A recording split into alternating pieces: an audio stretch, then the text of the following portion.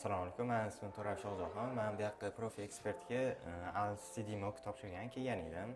Menga bu sharoitlar yoqdi. Ayniqsa speaking ustozi.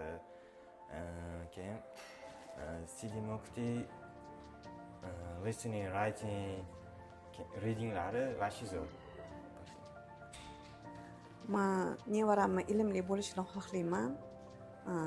Ota-onalarga iltimos qilaman. Bolalarni bevaqt yurishdan oldini olib, shunaqa ilmlarga qiziqtirib, bolalarni imtihonlarni topshirtirib, bolalarni zavqini oshirib, nima deydi, chet el anaqalari bilan hamkorlikda bo'lish ishlarini olib borish uchun, omadini berish uchun ilm olishga shart.